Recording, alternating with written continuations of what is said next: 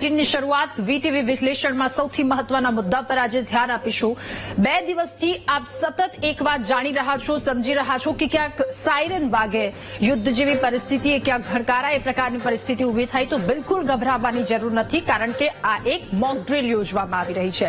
આખા દેશમાં mock drill, આજે જમ્મુ કાશ્મીરમાં પણ તેની પ્રેક્ટિસ કરવામાં આવી છે। તો ભારત સરકાર દ્વારા 7 મેના રોજ દેશભરમાં એક વ્યાપક નાગરિક સંરક્ષણ મોક ડ્રીલનું આયોજન કરવામાં આવી રહ્યું છે, જે દેશના તમામ 244 જેટલા જિલ્લાઓને આવરી લેશે। આ કવાયતનું મુખ્ય ઉદ્દેશ્ય યુદ્ધ, મિસાઇલ હુમલા અથવા તો હવાઈ બોમ્બમારા જેવી કટોકટીની પરિસ્થિતિનો સામનો કરવાનું છે, કારણ કે જ્યારે આ પ્રકારની પરિસ્થિતિ આવીને ઊભી રહે છે ત્યારે શું કરવું, ભાગદોડ મચી જાય છે, એના કરતા એક પરિસ્થિતિનો સામનો કરવા માટેની પૂર્વીય તૈયારી કહી શકીએ। સામાન્ય નાગરિકો અને સરકારી તંત્રની તૈયારીની પરીક્ષણ કરવા માટેની આ એક મોક ડ્રીલ છે અને આ એક નવી વ્યૂહરચનાનું પહેલું પગલું છે, જે હેઠળ શાંતિના સમયમાં વૈશ્વિક સ્તરે વ્યૂહાત્મક તૈયારીઓને વધુ મજબૂત બનાવવા માટે કરવામાં આવી રહ્યું છે, જેથી સરકાર અને સામાન્ય જનતા કટોકટીની સ્થિતિમાં સંપૂર્ણપણે તૈયાર રહે તે માટેની તમામ તૈયારીઓ પણ કરી દેવામાં આવી છે। થોડા ઇતિહાસમાં જઈએ, ભૂતકાળમાં ભારતમાં 1962ના ચીન યુદ્ધ, 1965માં અને 1971માં ભારત પાકિસ્તાન યુદ્ધની એ પરિસ્થિતિ દરમિયાન સાયરનનો ઉપયોગ કરવામાં આવ્યો હતો, એટલે વર્ષો પહેલા મોક ડ્રીલનું આયોજન કરવામાં આવ્યું હતું। ત્યારબાદ ફરી એકવાર આ પ્રકારની પરિસ્થિતિ ઊભી થઈ। એ પહેલગામમાં 26 લોકોના મૃત્યુ નિપજ્યા છે, એક બાદ એક એક્શન લેવામાં આવી રહ્યો છે અને એ ભયના દળે કદાચ લોકોને સુરક્ષા માટે, પોતાની આત્મરક્ષા માટે આ પગલું લેવા માટે કહેવામાં આવી રહ્યું છે। આજના વિશ્લેષણમાં એ તમામ વાતો સમજીશું, શું છે મોક ડ્રીલ અને મોક ડ્રીલમાં સાયરનનો ઉપયોગ કરવામાં આવે છે, સાયરન કેવી રીતે વાગે છે, કેટલા સમય સુધી અથવા તો કેટલા વિસ્તાર સુધી તેની અસર છે, અને જ્યારે સાયરન વાગે છે ત્યારે નાસભાગ નહીં, પરંતુ ત્યારે શું કરવું જોઈએ ખાસ, આ તમામ વસ્તુ પર આજનું વિશ્લેષણ કરીશું। સાયરનનો ઉપયોગ કરવામાં આવતો હતો, એ સમયે સાયરન ખાસ કરીને દિલ્હી, મુંબઈ, કોલકાતા, અમૃતસર જેવા શહેરોમાં લગાવવામાં આવ્યા હતા, ભૂતકાળની વાત કરી રહ્યા છે। આ ઉપરાંત કારગિલ યુદ્ધ જેવી પરિસ્થિતિ હતી ત્યારે સરહદને અડીને જેટલા વિસ્તારો આવ્યા હતા એ વિસ્તારોને સતર્ક રહેવા માટે ત્યાં આ સૂચના આપવા માટે એક પ્રયોગ કરવામાં આવ્યો હતો। ભારત અને પાકિસ્તાન સરહદ પર તણાવ વધી રહ્યો છે, યુદ્ધની શક્યતાઓ, કારણ કે ત્યાંથી પણ એટલા પગલાં લેવામાં આવી રહ્યા છે, અહીંયા આટલી બેઠક, એક બાદ એક પગલાઓ લેવામાં આવી રહ્યા છે, ત્યાંના નાગરિકોને ત્યાં પરત મોકલી દેવામાં આવ્યા, અહીંયા પરત બોલાવી લેવામાં આવ્યા છે અને 3 સેના દ્વારા મજબૂત તૈયારી કરવામાં આવી રહી છે। હવે આ 3 સેનાની મજબૂત તૈયારી, દેશ આખો તૈયાર છે, એની સાથે સાથે સૌથી મહત્વનું થાય છે કે તમે, હું, આપણે સૌ કોઈ લોકો આના માટે એકદમ સક્ષમ થઈ જઈએ કે આગલા દિવસે અથવા તો આવનારા દિવસમાં જો કોઈ પ્રકારની આવી શક્યતાઓ હોય, આ પ્રકારની પરિસ્થિતિ ઊભી થઈ તો ત્યારે શું પગલાં લેવા જોઈએ। આ યુદ્ધની શક્યતાઓ વચ્ચે કેન્દ્રીય ગૃહ મંત્રાલયે ગઈકાલે એક મોટો નિર્ણય લીધો। કેન્દ્રીય ગૃહ મંત્રાલયે તમામ રાજ્યોને આદેશ આપી દીધો છે કે તેઓ લોકોને સાયરન વગાડી અને યુદ્ધ સાયરન શું હોય છે એ ઓળખવાનું શીખવે। એ સમય દરમિયાન લોકોએ કેવી રીતે પોતાની જાતને સુરક્ષિત રાખવા એ અંગે જાગૃત કરવા માટે આદેશ આપી દેવામાં આવ્યા છે। તો 22 એપ્રિલે જમ્મુ અને કાશ્મીરના પહેલગામમાં એક મોટો આતંકવાદી હુમલો થયો, 26 લોકોના મૃત્યુ નિપજ્યા, આપને સૌ કોઈને ખબર છે, અને ત્યારબાદ ભારત અને પાકિસ્તાન વચ્ચેનો તણાવ વધી ગયો। સરકાર કોઈ પણ સંભવિત ખતરો પહેલા તૈયારી કરવા માંગે છે। હવે તમામ વસ્તુને ગ્રાફિક્સના માધ્યમથી સમજીશું કે મોક ડ્રીલ શું છે, એનું આયોજન શા માટે કરવામાં આવ્યું, કેટલા વર્ષો પહેલા મોક ડ્રીલનું આયોજન કરવામાં આવ્યું હતું અને હવે ફરી કેટલા વર્ષો બાદ આ મોક ડ્રીલનું આયોજન કરવામાં આવ્યું છે। ગ્રાફિક્સના માધ્યમથી સમજીએ શું છે મોક ડ્રીલ। તો મોક ડ્રીલ એ એક પ્રકારની પ્રેક્ટિસ કરવામાં આવી રહી છે કે જો એ પ્રકારની પરિસ્થિતિ ઊભી થાય તો ત્યારે લોકોને પહોંચી વળવા માટે કેવા પગલાં લોકો દ્વારા લેવામાં આવે, કટોકટીની પરિસ્થિતિને ધ્યાને રાખી કરાતી પ્રેક્ટિસ એટલે મોક ડ્રીલ। જો કોઈ પણ અનિચ્છનીય ઘટના ઘટે તો ત્યારે લોકો દ્વારા શું પગલાં લેવા જોઈએ, આ તમામ વસ્તુનું ધ્યાન, આ તમામ વસ્તુનું જ્ઞાન મોક ડ્રીલમાં આપવામાં આવે છે। સૌથી મહત્વની વાત લોકોની સલામતી થઈ જાય છે, લોકોની સલામતીની તૈયારી, જાગૃતિ અને પ્રતિસાદની ક્ષમતા વધારવાનો આ ઉદ્દેશ્ય છે। જ્યારે પણ સાયરન વાગે ત્યારે ગમે તેમ ભાગવા કરતા જે પણ આદેશો છે, માર્ગદર્શિકાઓ છે, એનું પાલન કરવું ખૂબ વધારે આવશ્યક છે। ત્યારે જાગૃતિ વધારવા માટેની આ એક તૈયારી, પૂર્વ તૈયારી, યુદ્ધ કે પછી હુમલા જેવી સ્થિતિમાં કેવી રીતે વર્તન કરવું, એ નાસભાગમાં છે એના કરતા કેવી રીતે પ્રોપર વર્તન કરવું, એના માટેની આ એક તૈયારી, કોને ગંભીર સ્થિતિ માટે તાલીમ આપવી, એ પણ મોક ડ્રીલનો એક હેતુ છે। આ પ્રકારની પ્રેક્ટિસ કરવામાં આવી રહી છે. ભારત અને પાકિસ્તાન વચ્ચે જે સ્થિતિ વણસી રહી છે, ઉભી થયેલી આ સ્થિતિને ધ્યાને રાખી સરકાર દ્વારા પગલું લેવામાં આવ્યું છે. દેશના 244 જેટલા જિલ્લાઓમાં મોકડ્રીલ યોજાવાની છે, જેમાં સવારથી જમ્મુ કાશ્મીરના પણ કેટલાક દ્રશ્યો સામે આવ્યા છે. ત્યાંની શાળામાં વિદ્યાર્થીઓને તમામ તાલીમો પણ આપવામાં આવી છે. ત્યારે 244 7 તારીખ આપવામાં આવી છે, એટલે કે આવતીકાલે આ પ્રેક્ટિસ કરાવવામાં આવશે. તો આ તમામ વસ્તુ મોકડ્રીલ હેઠળ આવે છે, જ્યાં તમામ લોકોને પ્રેક્ટિસ કરાવવામાં આવે છે કે જો યુદ્ધ અથવા તો હુમલા જેવી પરિસ્થિતિ ઉદ્ભવે તો એ સમયે શું ખાસ ધ્યાન રાખવું જોઈએ. કટોકટીની પરિસ્થિતિને પહોંચી વળવા માટે આ કરવામાં આવે છે મોકડ્રીલ. અને આવતીકાલે આજે મોકડ્રીલ યોજાવાની છે, તેના માટેની તૈયારી પહેલેથી શરૂ કરી દેવાઈ છે. યુદ્ધ માટે સંવેદનશીલ વિસ્તારોની શાળામાં બાળકોને યુદ્ધની પરિસ્થિતિમાં પોતાનો બચાવ કેવી રીતે કરવો એ પણ એકવાર વિડીયોના માધ્યમથી સમજી લઈએ. લખનૌમાં મોકડ્રીલ કરવામાં આવી છે કે જ્યાં જો આ પ્રકારની પરિસ્થિતિ ઉદ્ભવે તો તેનાથી કેવી રીતે બચવું, આસપાસના કેટલાક લોકો હોય છે તેને પણ કેવી રીતે બચાવવું. અને લખનૌમાં મોકડ્રીલ કરવામાં આવી છે લોકોની વચ્ચે ઉપસ્થિત. ત્યાં કેટલાક લોકો કે જેમના દ્વારા તમામ વસ્તુ શીખવવામાં આવી છે, તંત્રના કેટલાક લોકો કે જેમના દ્વારા આખી આ મોકડ્રીલ ચલાવવામાં આવે છે. હવે બીજા દ્રશ્યો પ્લે કરો કે જ્યાં બાળકોને શીખવવામાં આવ્યું છે. શાળામાં પણ મોકડ્રીલની તૈયારી કરી દેવામાં આવી છે. આ દેશમાં યોજાનારી મોકડ્રીલ પહેલાની તૈયારી છે. યુદ્ધ જેવી પરિસ્થિતિ ઉદ્ભવે તો ત્યારે બાળકોએ કયા પ્રકારનું ખાસ ધ્યાન રાખવું તેના માટેની પણ તૈયારી જમ્મુની મુબારક મંડી ગર્લ્સ હાયર સેકન્ડરી સ્કૂલ છે કે જ્યાં વિદ્યાર્થીઓને તાલીમ આપવામાં આવી.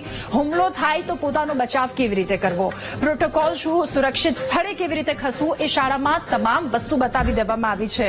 ત્યારે પોતાનો બચાવ કેવી રીતે કરવો એની માહિતી વિદ્યાર્થીઓને આપવામાં આવી. એટલે આ તમામ વસ્તુ કે જે વિદ્યાર્થીઓને પણ પહેલેથી તેના માટે તૈયાર કરવામાં આવી રહ્યા છે. પ્રતિભાવ પગલા ગંભીર પરિસ્થિતિઓ દરમિયાન આપત્તિ અને તૈયારીના મહત્વ વિશે તાલીમ આપવાની એક મોકડ્રીલનું આયોજન કરવામાં આવ્યું. એ લખનૌમાં પણ આયોજન થયું. જમ્મુ કાશ્મીરમાં પણ વિદ્યાર્થીઓને આ તમામ માહિતી વિશે કહેવામાં આવ્યું છે. હવે એક બીજો મહત્વનો મુદ્દો અહીંયા આવે છે કે બ્લેકઆઉટ થઈ જશે. 9 થી 9:30 દરમિયાનનો એ સમયગાળો પણ સામે આવ્યો હતો ગઈકાલ રાતનો કે જ્યાં તમામ જગ્યા પર અડધા વિસ્તારોમાં બ્લેકઆઉટ થઈ ગયો હતો. હવે ગ્રાફિક્સના માધ્યમથી એ પણ સમજી લઈએ કે આ બ્લેકઆઉટ શું હોય છે અને તે મોકડ્રીલ દરમિયાન અથવા તો યુદ્ધ જેવી પરિસ્થિતિ ઉદ્ભવે તો ત્યારે શા માટે કરવામાં આવી રહ્યું છે. મોકડ્રીલ માં બ્લેકઆઉટ કરવામાં આવે છે તો બ્લેકઆઉટ એ એક યુદ્ધ સમયની રણનીતિ કહી શકાય. દુશ્મન જે હોય છે એ નીચે જોઈ ન શકે અથવા તો લાઇટથી દૂર રહી શકે એના માટેનો બ્લેકઆઉટ હોય છે. કૃત્રિમ પ્રકાશને ઓછામાં ઓછો કરી દેવામાં આવે, ઘરના બારી બારણા જેને બંધ કરી દેવા, લાઇટ બંધ કરી દેવી, લાઇટ કટ કરી દેવામાં આવે છે. દુશ્મન વિમાનો કે સબમરીનને લક્ષ્ય શોધવામાં ખૂબ મુશ્કેલી પડે જેના માટે બ્લેકઆઉટ કરી દેવામાં આવે છે. ઘણી બધી ફેક્ટરીઓ, ઘરો, દુકાનોની લાઇટિંગને નિયંત્રિત કરે છે. એટલે જ્યાં વધારે વિસ્તારવાળી વસ્તી છે, વધારે લોકો વસતા હોય એ પ્રકારની વસ્તી, ત્યાં આવી રીતે વાહનોની હેડલાઇટ પર કાળો રંગ અથવા તો માસ્કનો સમાવેશ પણ કરી દેવામાં આવે છે. હેડલાઇટ પર એ રંગ લગાવી દેવામાં આવે છે. સાથે એ પણ કહેવામાં આવ્યું છે કે બ્લેકઆઉટ એ એક યુદ્ધ સમયની રણનીતિ છે. એના કેટલાક નિયમો છે. ઘરોમાં, ફેક્ટરીમાં, દુકાનોમાં, વાહનોમાં તમામ જગ્યાની લાઇટને નિયંત્રિત કરે. સાથે લોકોને એ પણ કહેવામાં આવ્યું છે કે બારી હોય તો ત્યાં બ્લેક કપડું લગાવી દેવું, લાઇટ બિલકુલ બહાર ન જવી જોઈએ, લાઇટને નિયંત્રિત કરી શકે જેમાં બારી ઢાંકવી, સ્ટ્રીટ લાઇટ બંધ હાલતમાં હોય છે આ વસ્તુ, અને વાહનોની હેડલાઇટ પર કાળો રંગ અથવા તો માસ્ક લગાવવાનો સમાવેશ થાય છે. બ્લેકઆઉટનો અર્થ એ થાય છે ટૂંકમાં કે ચોક્કસ સમય માટે સમગ્ર વિસ્તારની લાઇટ બંધ કરી દેવી. અને એનો હેતુ એ બતાવવાનો છે કે કોઈ પણ દુશ્મન દેશ હુમલો કરે તો એ વિસ્તારને અંધારામાં કેવી રીતે સુરક્ષિત રાખી શકાય. આનાથી દુશ્મનને નિશાન ક્યાં બનાવવું એ મુશ્કેલ બની જાય છે. હવે આગળ વધીશું. બ્લેકઆઉટ શું છે એ તમામ વસ્તુ પર તો નજર કરી લીધી. મોકડ્રીલ કેવી રીતે કરવાનું હોય છે, ત્યારબાદ બ્લેકઆઉટની પરિસ્થિતિ હોય તો ત્યાં શું ધ્યાન રાખવું.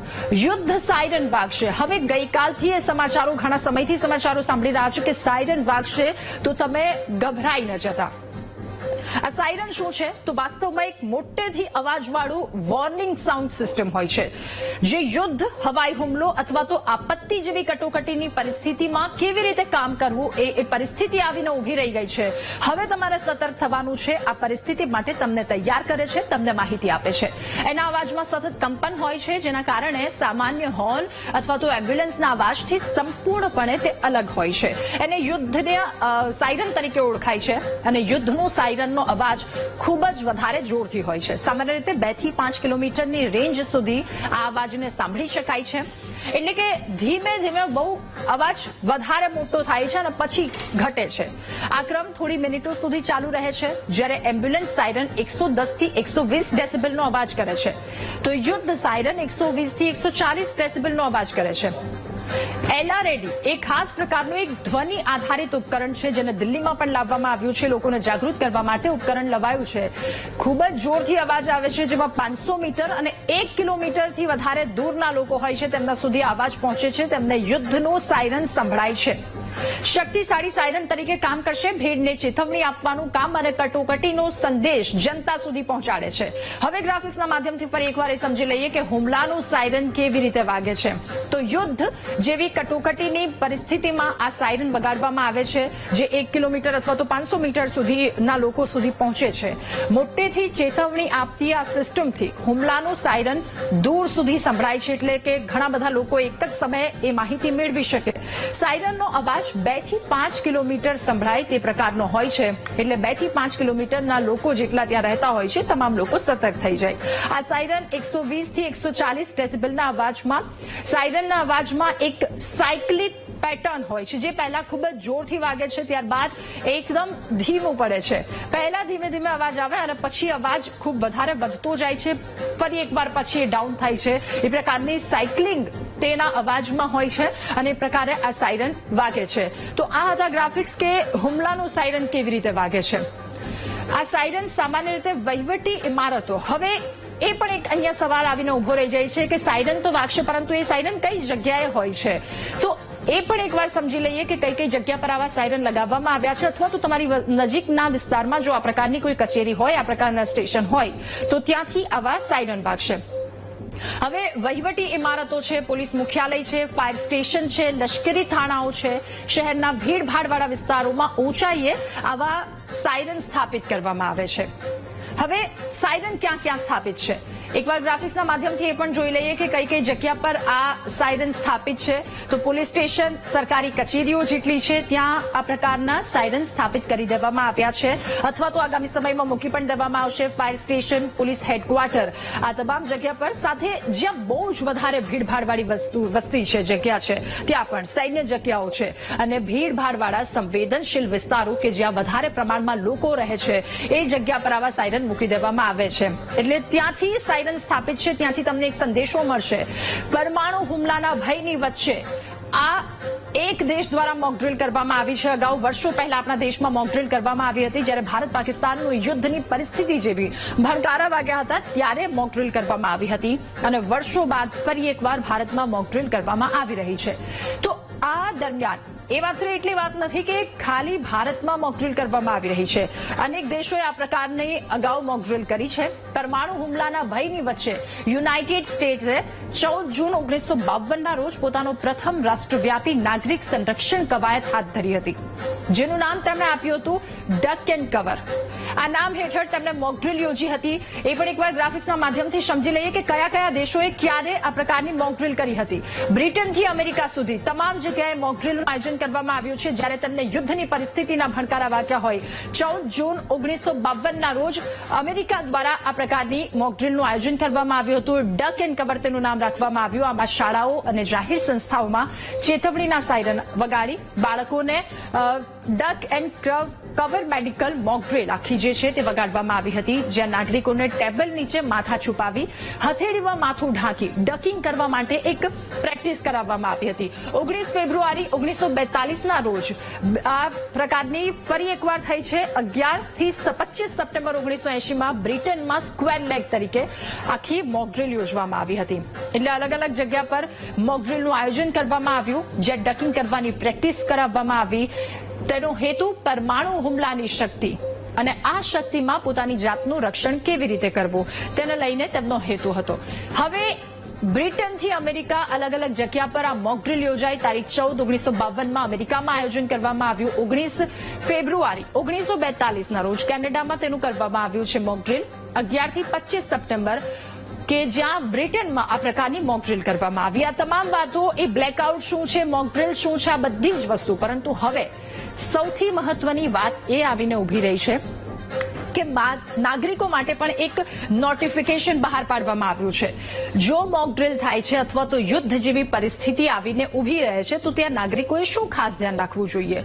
ન કે કોઈ અફવામાં આવી ગભરાઈ જવું, ન કે કોઈ અફવા ઉડાવવી, પરંતુ શું ધ્યાન રાખવું આવનારા સમયમાં જો એ પરિસ્થિતિ ઊભી થાય તો, અને મોક ડ્રિલ દરમિયાન, બંને દરમિયાન શું ધ્યાન રાખવું એ પણ ગ્રાફિક્સના માધ્યમથી સમજી લઈએ. નાગરિકો માટે માર્ગદર્શિકા શું છે? તો મોક ડ્રિલ દરમિયાન સાયરન વાગી શકે છે, તો જોરથી આપતા એ સાયરનના અવાજ, પહેલા ધીમો પછી એકદમ જોરથી અવાજ આવે, એનાથી ગભરાઈ જવું નહીં. આ સાયરન સાંભળતા જ બિલકુલ શાંત રહી જવું. આસપાસના સુરક્ષિત સ્થળે ખસેડી જવાની સૂચના આપવામાં આવે છે. વહીવટી તંત્ર દ્વારા જે સૂચના આપવામાં આવે એ તમામ સૂચનાનું પાલન કરવાનું આપણે અહીંયા ફરજ બને છે. સાયરન વાગે ત્યારે તરત જ જે તે સ્થળે છો એવું લાગે છે કે અહીંયા સુરક્ષિત નથી, ત્યાંથી બહાર નીકળો અને સુરક્ષિત જગ્યા પર જાઓ. જો આસપાસ બંકર હોય તો પહેલા ત્યાં જવાની જરૂર. સલામત મકાન, ઘર અથવા તો બંકરમાં આશરો લો. જો તમારા વિસ્તારમાં બંકર હોય તો પછી એ વિસ્તારમાં બંકરમાં જાઓ, ત્યાં જીવ બચવાની વધારે શક્યતાઓ છે. ક્રેશ બ્લેકઆઉટ પ્રેક્ટિસ કરવામાં આવશે. બ્લેકઆઉટ જે આપણે જાણ્યું એ રીતે કે તમામ જગ્યા પર કાળું ડિબાંગ કરી દેવામાં આવશે, લાઇટો બંધ કરી દેવામાં આવશે. તમારા ઘરની બારીઓ અને દરવાજા કે જેને કાળા કપડાથી ઢાંકી દો. બહાર હો છો વાહન લઈને, તરત જ વાહન બંધ કરી એક સલામત સ્થળ પર તમે ખસી જાઓ. વિદ્યાર્થીઓને, નાગરિકોને સંરક્ષણ વિશે તાલીમ આપવામાં આવશે અને ટીવી, રેડિયો તથા સરકાર દ્વારા જે ચેતવણી આપવામાં આવે એ જ ચેતવણી પર ધ્યાન આપવું. અફવાઓથી બિલકુલ દૂર રહેવું, કારણ કે ઘણી વખત એવી અફવાઓ આવી જતી હોય છે સોશિયલ મીડિયાના માધ્યમથી કે જેના કારણે લોકો ડરી જાય છે અને ક્યાંક નાસભાગનો માહોલ સર્જાઈ જાય છે. ઇમરજન્સી કીટ કે જેની ખાસ ઉપયોગિતા સમજવી. ઇમરજન્સી કીટમાં શું શું રાખવું તેને લઈને પણ એક નોટિફિકેશન બહાર પાડવામાં આવી છે. સ્થાનિક વહીવટી તંત્ર અને પોલીસ દ્વારા જે કોઈ પણ માર્ગદર્શન આપવામાં આવે એ તમામનું પાલન કરવું ખૂબ વધારે ઉપયોગી છે. તમામ લોકોને, પોલીસને સહયોગ કરવો પણ અહીંયા ખૂબ વધારે એ પ્રકારની શક્યતાઓ અહીંયા થઈ જાય છે. તો નાગરિકો માટેની આ માર્ગદર્શિકા કે જેનું પાલન કરવું ખૂબ વધારે આવશ્યક છે. તમામ સૂચનાઓનું પાલન કરવું. આવતીકાલનો દિવસ આપણી પરીક્ષાનો દિવસ કહી શકાય અને એ દિવસ માટે આપણે સૌ કોઈ તૈયાર પણ છીએ. ક્રેશ બ્લેકઆઉટ હોય કે પછી એ મોક ડ્રિલની તમામ તૈયારી કરવામાં આવે, ઘરને લઈને જે કોઈ પણ માહિતી આપવામાં આવે છે, બિલકુલ પણ ગભરાયા વગર આ તમામ વસ્તુનું પાલન કરવું ખૂબ વધારે આવશ્યક છે.